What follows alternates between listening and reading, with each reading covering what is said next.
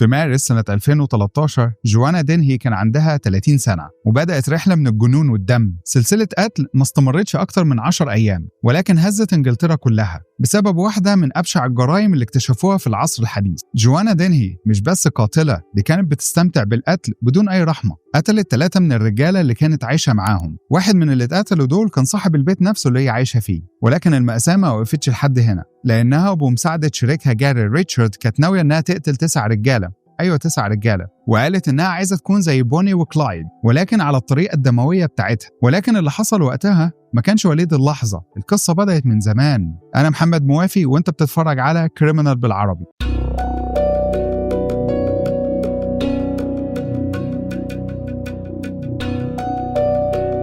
جوانا دينهي اتولدت في سانت ألبانز، كان في شهر أغسطس سنة 1982. من وهي لسه طفلة صغيرة كانت بتغلي من جواها، وفي سن 16 سنة هربت من البيت مع حبيبها جون ترينور اللي كان عنده 21 سنة، وبعد سنة واحدة حملت وهي لسه عندها 17 سنة. ولكن بدل ما تفرح كانت غضبانة جدا، كانت رافضة انها تكون أم، ولما ولدت بنتها كانت غرقانة في دوامة من السواد، كحول، مخدرات وجروح في جسمها. جون ترينور قالها بنفسه لما خرجت من المستشفى أول حاجة فكرت فيها ان هي تاخد جرعة مخدرات، ورغم الحياة المنهارة دي حملت للمرة الثانية في سنة 2005. جون ما استحملش معاها أكتر من كده وأخد ولاده وهرب بعيد عنها. قال إنها كانت بتخونه وكانت بتأذي نفسها وبتأذيهم، وكانت خطر على كل الأشخاص الموجودين حواليها. جون ترينور هنا كان عنده حق، وما كانش يتخيل ان اللي جاي هيكون اسود من اللي فات. بعد ما سابته جوانا انتقلت لمدينه بيتر برو، وهناك قابلت جاري ريتشارد، راجل طويل وضخم في البنيه، ولكنه كان بيشوف جوانا كانها ملاك نازل من السماء. كان متعلق بيها بجنون رغم كل المشاكل اللي حواليها ورغم الظلام اللي كان بيبان في عينيها. الناس وقتها ما كانتش لسه شايفه الحقيقه فيها، الحقيقه اللي هتتفجر في خلال 10 ايام فقط، وتحول اسم جوانا دينهي من مجرد ست مضطربه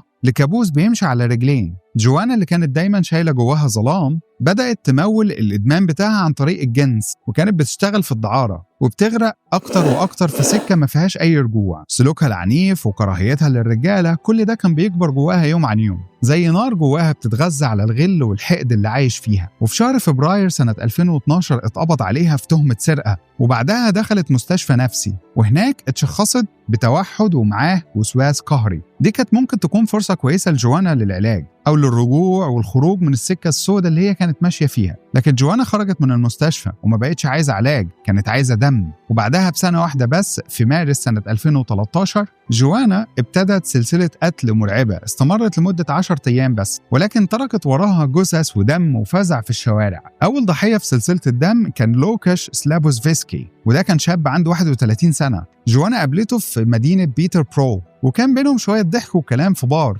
جوانا بدأت تقرب منه لحد ما لوكاش حس إن هي معجبة بيه، وقال لأصحابه أنا خارج النهاردة مع واحدة شكلها جميل جدا، حبيبتي المستقبلية تقريبا. ولكن لوكاش اللي ما كانش يعرفه إن اللي مستنيه ما كانش موعد غرامي، ده كان موعده مع الموت وآخر أيامه في الحياة. بعد ما شربوا مع بعض جوانا أخدت لوكاش لمكان تاني مختلف، بيت تاني بيملكه صاحب العقار اللي هي مأجرة منه شقتها. جوانا طلبت من لوكاش إن هو يغمض عينيه، ولوكاش فكر إن هي لعبة رومانسية وغمض عينيه، ولكن اللي حصل إنها طعنته في قلبه طعنة واحدة قتلته وبدون أي رحمة. جوانا كانت واقفة فوق الجثة بتاعته بدون أي ندم وبكل برود، وبعدين رمت جثته في صندوق زبالة وسابت المكان اللي كانت فيه. جوانا هنا كانت رايحة تدور على الضحية اللي بعده. في اللحظة دي الحرب الداخلية اللي جوا جوانا حولتها لوحش، وحش بيقتل بدون أي سبب وبدون أي رحمة. وبعد 10 أيام من قتلها اللوكاش جوانا كانت لسه مكملة وماشية في طريقها، ولكن المرة دي الضحية كان واحد عايش معاها تحت نفس السقف، وهو جون تشابمان، راجل عنده 56 سنة وزميلها في السكن. كان راجل بسيط ما عملهاش أي حاجة، ولكن ده ما كانش فارق معاها. قتلته بنفس الطريقة اللي قتلت بها لوكاش، عن طريق طعن مباشر في القلب. وبعدها بساعات كانت في طريقها للضحية التانية، والضحية اللي بعد كده هو كيفن لي، وده راجل عنده 48 سنة وهو صاحب العقار اللي هم مأجرين منه، وبرضه كان على علاقة غرامية بيها. ولكن الغرام في دماغ جوانا كان له نهاية تانية مختلفة تماما. قبل ما تقتله أقنعته إن هو يلبس فستان أسود ومطرز. الغريب إن الضحية هنا كان مفكر إن ده ضحك أو لعب، ولكنه في الحقيقة كان إذلال متعمد ليه. وبعد ما قتلته جابت اللي يساعدوها إن هم يتخلصوا من الجثث دي، وهم كان جاري ريتشارد راجل طويل وضخم، ومعاه ليزي لايتون راجل عنده 36 سنة. الاتنين دول ساعدوها في نقل الجثث وإن هم يتخلصوا منها ويرموها في النهر، ومثلوا بجثة كيفن لي وحطوه في وضعية جنسية مهينة كنوع من الإذلال حتى بعد موته. ولما اتسألوا بعد كده قالوا إن هم كانوا مرعوبين منها وما قدروش يقولوا لها لأ. ريتشارد اللي كان كبير جدا في الجسم وأكبر منها بكتير قال إن هي كانت بتخوفني وما كانتش بتبان إن هي بني آدم طبيعي. ولكن جوانا هنا ما كانتش لسه خلصت. بعد ما رميوا الجثث ركبوا العربية وانتقلوا لغرب إنجلترا رايحين على هايرفورد، ولكن جوانا كانت قاعدة في العربية والغدر بيجري جواها. بصت لريتشارد وقالت له أنا زهقت، أنا محتاجة أتسلى، أنت محتاج تسليني. وأول ما وصلوا لهايرفورد كان الشر ماشي على رجلين جوانا دينهي اللي خلاص كانت فقدت آخر حتة في إنسانيتها. شافت قدامها 2 رجالة بيمشوا الكلاب بتاعتهم، والاتنين دول كان جون روجرز وروبن بريزا. الاتنين كانوا ماشيين بهدوء جدا عادي في الشارع مع كلابهم، والاتنين ما يعرفوش ان هم هيتحولوا لسطر دموي جديد في ملف السفاحة. بدون أي سبب هجمت عليهم وطعنت روبن في صدره وفي كتفه، وبعدين التفت على جون وطعنته بالسكينة أكتر من 40 مرة. ولكن سبحان الله ربنا كتب لهم عمر جديد. الإسعاف وصلت بسرعة وأنقذتهم، وبعدين شهدوا ضدها تاني في المحكمة. وبعدها في جلسة تقييم نفسي جوانا قالت بكل برود أنا كنت ومش هقتل ستات تانيين، خصوصاً لو واحدة معاها طفل. ولكن لما سألوها عن الرجالة قالت إن قتلهم مسلي ويعتبر بالنسبة لها لعبة كويسة. وقالت كمان إن هي بتحس بشهوة غريبة للقتل لما بتقتل حد من الرجالة. بعد ما قتلت أول ضحية لوكاش سلابوفسكي، وما كانش لأي سبب محدد، بس لأن الدم والطعن والهيمنة بيجيبوا لها النشوة اللي بتخليها مبسوطة وفرحانة. وبعد ما قتلت كيفن لي وما رجعش بيته، أسرته هنا بلغت باختفائه، وبعدها بيومين لقوا جثته موجودة في النهر بنفس الطريقة اللي رمته بيه جوانا. ومن هنا التحقيقات بدأت، والشرطة قدرت تحدد إن جوانا دينهي هي المشتبه رقم 1. ولكن لما حاولوا يوصلوا لها كانت خلاص هربت هي وجاري ريتشارد. ولحسن الحظ المطاردة ما استمرتش أكتر من يومين قبل ما الشرطة تقبض عليها. ولكن اللي حصل بعد كده كان صادم أكتر من كل اللي حصل. لحظة الاعتقال لجوانا كانت بتسخر وبتضحك وبتغازل ضباط الشرطة وكأنها في حفلة مش موجودة في قبضة العدالة. جوانا دينهي ما كانتش بتندم ولا بتخاف، ده بس كانت بتستمتع وخلاص. ولما كانت جوانا مستنية المحاكمة الشرطة هنا فتشت الأغراض بتاعتها، ولحسن الحظ لقوا مفاجأة كبيرة وتقيلة جدا، اليوميات اللي هي كاتباها بإيديها. ولكنها ما كانتش مذكرات ندم ولا تأملات في مصيرها، دي كانت خطة للهروب، خطة شيطانية مرسومة بالتفصيل. تخيل إن هي كانت بتخطط إنها تقطع صباع اللي هو الحارس بتاع السجن عشان تستخدم البصمة بتاعته وتهرب بره بوابات الأمن وتخرج كأنها ما عملتش أي حاجة. خطة كأنها فيلم أكشن من عقلية إنسانة فقدت كل مبادئ الإنسانية. لما الشرطة اكتشفت المخطط اللي كانت عايزة تعمله حطوها في عزل انفرادي لمدة 2 سنين. حتى بعد المحاكمة جوانا اعترفت بكل شيء بدون أي خوف ولا ندم ولا حتى دمعة واحدة. القاضي هنا ما ترددش، قال بكل وضوح السيدة دينهي تمثل خطر دائم والإفراج عنها أمر مستحيل، وحكم عليها بالسجن المؤبد بدون أي فرصة لإطلاق سراحها. دينهي تعتبر واحدة من ضمن 3 ستات في إنجلترا اللي اتحكم عليهم بالحكم ده، مع روزماري ويست وميرا هندري.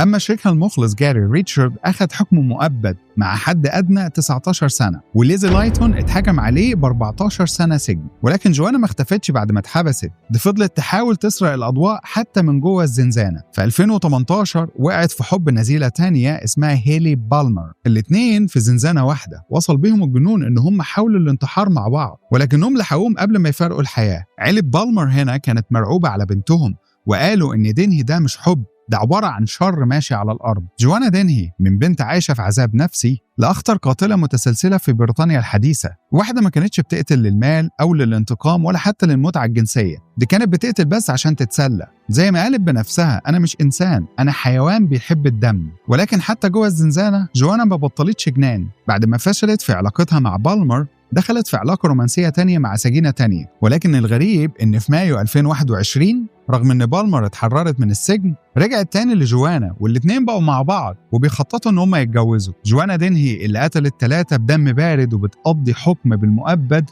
لسه عندها وقت إن هي تعيش قصص حب وحياة عاطفية. صحيفة ذا صن البريطانية ذكرت ونشرت وقالت إنها كانت بتبعت جوابات للرجالة من جوه السجن بتاعها، رسائل فيها إغواء ورغبة إنها تجذب الرجالة ليها رغم إنها مش هتشوف النور تاني. وفي سنة 2019 تم نقل جوانا دينهي لسجن لو نيوتن، نفس السجن اللي كان محبوس فيه المجرمة الشهيرة روزماري ويست، ودي عملنا عنها حلقة قبل كده، الوحيدة اللي بتقضي حكم مؤبد بدون أي فرصة للعفو. ولكن جوانا ما كانتش قادرة تعيش جنبها وهددتها بالقتل، وبسبب التهديد ده إدارة السجن نقلت روزماري ويست لمكان تاني مختلف، وده محاولة منهم إن هم يحافظوا على حياتها. وبعد كده نقلوا جوانا في نفس السجن اللي موجود فيه لوسي ليتبي، ودي ممرضة اتحبست بسبب قتلها لأطفال رضع، مكان واحد بيجمع أسوأ ما خلق ربنا في المجتمع. وفي النهاية جوانا دينهي، الست اللي معرفتش الحب ولا الأمان ولا الرحمة، خرجت من بيت مكسور ودخلت عالم الجريمة، وبقت رمز للرعب لإنجلترا في ظرف 10 أيام فقط. حطت اسمها في قائمة أبشع القتلة في العصر الحديث، وهي النهاردة موجودة في الزنزانة بتاعتها، ما بتضحكش على أشياء مضحكة ولكن بتضحك على الدم بس، وبتحلم بضحايا جديدة حتى لو السلاسل موجودة في رجليها. واحنا ما نقدرش إننا نقول إنها واحدة فقدت السيطرة، دي واحدة اختارت تكون الشيطان نفسه. جوانا دينهي مش بس قاتلة متسلسلة،